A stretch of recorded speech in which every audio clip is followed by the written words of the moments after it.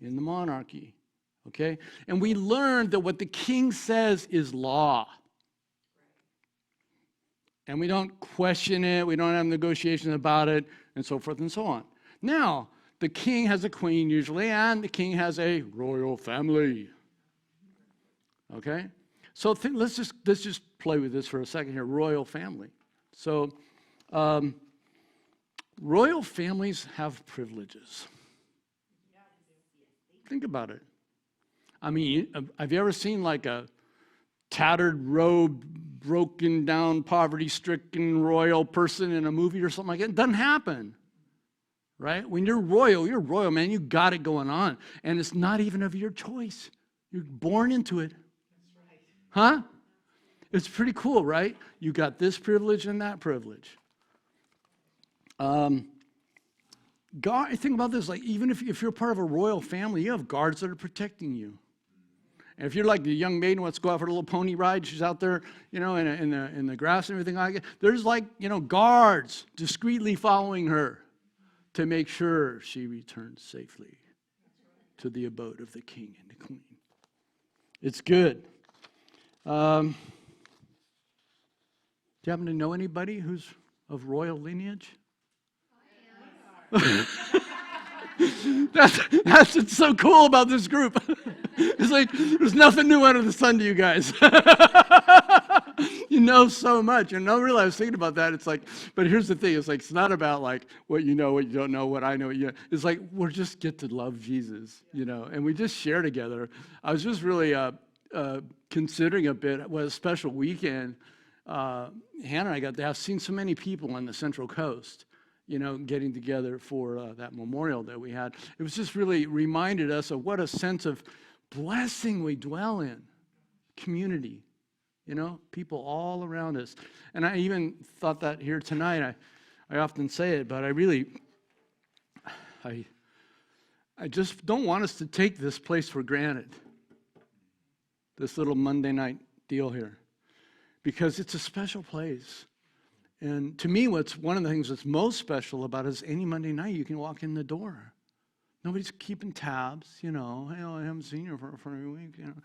You're loved and welcomed, and we're part of a community, and it's a living community, guys. I don't know you guys personally, a lot of you, but I do know you from watching you, and you know me from watching me. So we have a sense that's how family is. That's how community is. So it's a special thing. So there's another thing I was thinking about kings and queens. They have what would be considered by the commoners abundance. Yes. Okay? They don't want for nothing. They don't lack anything. They don't need anything. Now, let's just park on the word abundance for a minute. We've all heard it's kind of a Christian word, right? Yeah, abundance. So what comes to our minds when we think about abundance?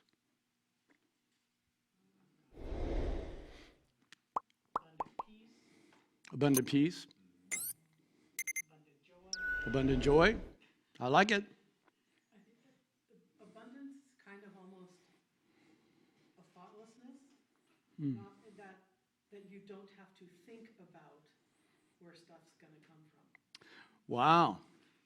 Anybody relate to that? It's kind of cool. Like, it's just, I bet you if a royal family would never have to even think about, where their next meal's coming from or how they're going to pay the rent, and that kind of thing, I was thinking about, sometimes when I first moved to the Central Coast, there were people that would come even to what was out of the mire on those days at the house or even some of the other meetings in town, and they would bring tomatoes. And it's because they had an abundance. They couldn't get rid of them. There's so many. It was overflowing fruit, overflowing harvest, Plenty to share. Okay. Huh?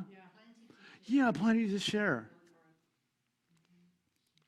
Okay, so just to turn the coin on the other side, has anybody had some questions or misgivings about the concept of abundance? No one's going to raise their hand on that. But I mean, for example, okay, I'll tell you mine I had for a while, is some of us went through the thing in the church where it was what did they call it? Name it and claim it. So in other words, if you want a new car, you just speak that car into existence because God's going to give you that car because he wants to bless you. Don't you know? You're his child, his daughter, etc. Some of you are familiar with that line of teaching? Okay, so that's really not what biblical abundance is about, right? And sadly, some people have thrown out the whole abundance bucket because they've been kind of confused, about this idea of abundance. And I don't think God's against any material blessing. My goodness. I mean, compared to the rest of the world, we're like millionaires right here, sitting here tonight. He loves us. He's taking care of us. But let's go back to some of the things like what that Kim and some of the others have said about abundance. What would it be like if we had abundant forgiveness? The offense was right there in the middle of the room. It was obvious to us that person did this to me, or they said it that way, or they didn't what they should have or could have. And it's our choice about whether to pick it up or not.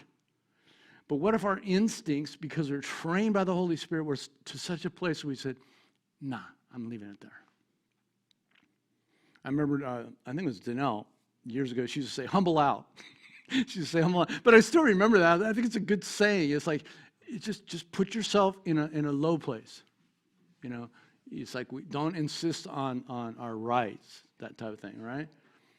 So, abundant forgiveness. What about abundant comfort? When we put our head on the pillows at night, that the mind actually shut down easily and went to sleep. And we rested in the comfort of God. And we woke up in the comfort of God. And not only that, we got a phone call or a text or something came our way that just wanted to bless us because of God is a God of comfort. There's joy. I heard that one. How about abundant giving? Well, now I'm not talking about, whoops, my speaker thing. I'm not talking about this necessarily. I've been watching you guys. You don't know this. But I've been seeing what givers you are. And it really blesses me to see how you give. And this is the way we're supposed to be, isn't it? It's the invitation of the Lord. And we would be an example for those around us that see how to live a different way. I think it could be a step to changing the world. What else could we have abundance about? I like that. I feel it here when we do the worship, don't you? Not only here, but peace. Abundant wisdom. Isn't it? I mean, if we listen to this list and we're all kind of going, yeah, none of this really has anything to do with cash or new car or new house or, that kind of stuff, Not that God doesn't want us to pay our bills or help us or whatever, but anything else come to mind about abundance? Joy and love. They kind of go together. So the abundance is having so much, you want to give it away. Right? Pour out from, yeah. Yeah, that's true. You kind of have to be in abundance then. Excuse me? You would have to be in abundance because you can't give what you don't have. Yeah. Yeah, that's good. So this is really important. So what we're talking about is this quality of life, that it's a frame of reference on how we wake up in the morning, how we go to bed at night, how we live our lives, how we have conversations, text messages, phone calls, that comes from this place we call abundance. Yes. It's God's gift to us. He said, I've come that they may have life and life more abundantly. Right? Now, we've done a great job of identifying a lot of characteristics of abundance that really are hallmarks of how we want to live, right? So, what about abundant surrender? What if the heights that we dream of going in our lives for God's glory are somehow connected to the lowest level of surrender we can enter into in our personal life with Jesus? I always feel like that way personally, probably because I've just been beat up a lot in life, and it's gotten me to the point many times where I give up, you know. I give up, I don't know the answer. Oh, holy Jesus, help me! You know, that's always my favorite prayer when I'm really hurting. It's help me, you know. But I think that for me personally, I really like the idea of surrender. I think it's but see, what I'm trying to say is we know this, but put this in your pocket, because you know what's going to happen in the next 10 days? You're going to have a conversation with somebody about abundance. And they need to get kind of like just shifted a little bit. And because, okay, let me ask you this. Does lack have a place with abundance? I mean, that's kind of one of those teacher questions, but it really doesn't. But we find ourselves sometimes, like, you know, the child at the hospital.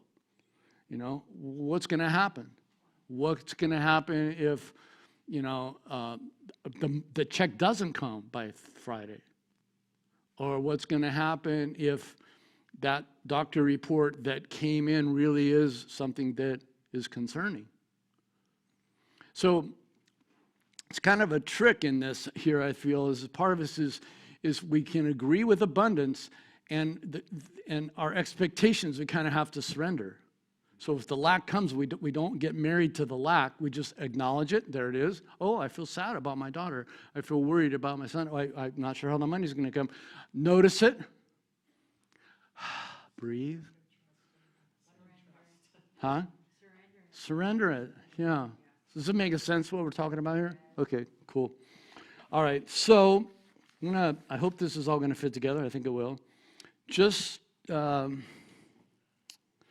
was talking to this guy who's a leader I really respect, and it was a while back, and he was telling me about this woman that came to a gathering locally here. And she, I don't know, I remember seeing her walk in. She's maybe 30 or something. And apparently she approached this guy after the meeting, who was a pastor guy, a leader guy. And she came up to him and she said, I wanted to ask you about homosexuality. What do you think about that? And he said, it's a sin. And the conversation concluded. And the person left, and the guy told me the story, you know. And that's I guess a true statement biblically, you know. But you know what, guys? I'm going to just say Jamie's opinion. We got to do better than that. We got to do better than that. Okay? So everybody stand up, because you've been sitting for at least 15 minutes. And what I'm going to do, I'm just going to read off a list of things. I don't want you to sit down or change anything, and then I'll tell you what we're going to do after that, okay? So if you've had, and just listen, if you've had any in your direct family or aunts and uncles or kids or nephews or nieces or anybody like that, any kind of contact with the issue of homosexuality, just note that, okay? Like you had a son or a daughter, or your teenager comes home and says, you know, I'm thinking I might be this way, and there's this conversation of genderness that comes into the home, something like that, okay? If you've been raised in like poverty or near poverty, where things were really tough, there was never really enough kind of around the house, and you know, you're here today and all that, but that was the way that you were kind of brought up. If you or someone in your family or loved one or anyone that you are connected to family-wise has struggled with any form of addiction, okay, substance abuse, alcohol, sex addiction, food addiction, codependency, any of that stuff. Divorce. If you personally have gone through that, if you've had loved ones that have gone through it, family members, nieces, nephews, aunts and uncles, okay? Abuse, physical abuse, sexual abuse, verbal abuse, neglect, loss or overwhelming disappointment. Disappointment that has overwhelmed you. It hasn't gone away. Maybe it's a marriage situation that just didn't turn out the way you necessarily thought it was going to turn out. Maybe it's an issue with a health crisis or something you've had to live with. So, if none of those things have come near you, I'd like you to sit down. Okay, look around. Look at each other. Welcome to God's army. Okay, this is the deal. We are all qualified. Okay? And the thing is that the enemy would like us to feel shameful about, well, I had a divorce and I had a eating disorder and I did this. And we're past that. But it doesn't always come just by saying we're past it. We have to, work through things. You can sit down now. But, I mean, isn't that amazing? Every single person who's part of this. And the other thing is that, this is always, for me, Monday nights here, it's always been a safe place. And that's what I like about it. I'm glad that there's not 600 people here. Even though, we see each other, same faces and stuff, but I like that it's an atmosphere where occasionally, if we're willing to take a risk, we can. Because I know that's the heart of, leadership and stuff. So, I've been working with, I have a friend named Connie. She's been teaching me a lot of stuff. But one of the things she does is she helps leaders and emerging leaders in the body of Christ to, really launch out. But what she's found is that with leaders especially, sometimes we miss some of the healing that's available to us. We get involved in ministry and we get wrapped up in it. We're busy and we're changing the world for Jesus. And we don't have time to feel what's really going on. And the second thing is with leaders is it's a little tricky on who to go to get help. You just don't call up the local delivery doctor and say, hey, can I have an appointment with you? I mean, you can.